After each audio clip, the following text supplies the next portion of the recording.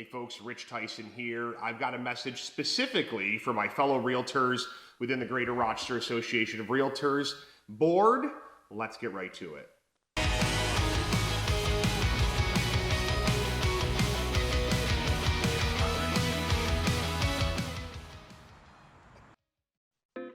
Hey folks, so as you saw yesterday, Monday, October 18th, the email came out that the voting is open through October 28th for the next few seats that are going to be open for the GRAR Board of Directors. And I want to first thank the Governance Committee for slating me as a candidate this year. Sat down in the interview last week with them, and I'm just very honored, no matter how this election goes, to be slated as a candidate and to be recognized as someone that my fellow real estate community would like to have on the board of directors. So, just wanted to give you a little bit about me outside of just the bio that was supplied online. I've been at this for about 9 years now. I took, much of what I learned early on from my mother, Connie Tyson, who's a fellow realtor, and my stepfather, Phil Giardino. They instilled I think a very professional mindset into me when I first left corporate America, left telecom, and decided to get into this crazy world that we call real estate.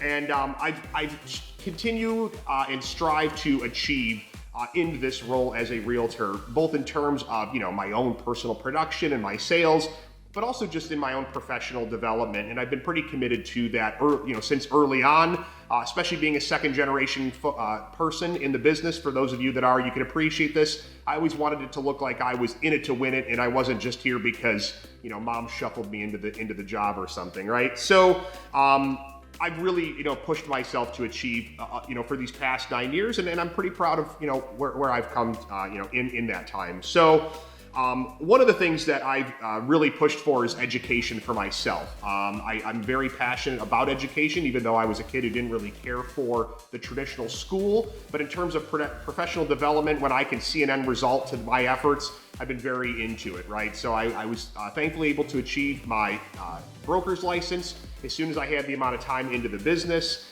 And then, I've pushed on, I've got my SFR, my ePro designations, which were relatively smaller achievements. The largest achievement was my Graduate Realtor Institute. Once I got, into the concept that, you're going to have to do continuing education, throughout your career, I wanted it to add up to something and not just, throw courses at it in order to satisfy the requisite number of hours. So the GRI was really my second favorite achievement outside of getting my actual broker's license. Ethics is another thing that I've got a passion for. It's even built into my new company name. I've been on the Professional Standards Committee now for a few years. I've sat in on panels. I've seen some of the challenges that come up in our industry, what we can do to do better. And it's really been an eye-opening experience and something I wouldn't trade and something I will continue to do as long as I am in this career. I will be serving on that Professional Standards Committee to, hold my fellow realtors accountable when they maybe don't do the right thing. And also just as a constant reminder to myself about, some of the pitfalls that we can unfortunately run into as professionals out there. The other thing that I really like is just making our lives as real estate agents better. I think anybody that's worked with me would tell you that I'm a pretty amicable guy. I try to find a way to make it easier instead of more difficult. And one of the things that I took on a few years ago and unfortunately was term limited out of was the Realtor Bar Committee. I loved my time on Realtor Bar, and I hope that I can get back on it. I was there, thankfully, through that major overhaul of the contract and really tried to, push forward some of the things that I thought would make it a better contract for us to work with. And something also as important is something that would be good for our clients to interact with. The old one was a little disorganized, and I'm very proud of the work that we did on that, and look forward to seeing what more comes out of Realtor Bar as they go through some of the other contracts that need to be cleaned up as well. The other thing I learned in that on Realtor Bar is, that you're sitting across from people that are technically your competition, but they're also people that you're collaborating with. And I think that's something that's absolutely wonderful about our industry, and something I always tell a new agent looking to get in, like, it's an odd thing to be. You're competition, but you're also, you work with each other. You like each other most of the time, right? So I think that having the experience of sitting through Realtor Bar, not always getting my way on things that I wanted to see in that contract, the new contract, was good experience, and I think it's a proof that I can come and collaborate at the table, do so respectfully. I'll push for what I want, what I think is right, but I'm also willing, to say uncle when the time is right, and acknowledge that sometimes you're not going to get what you want.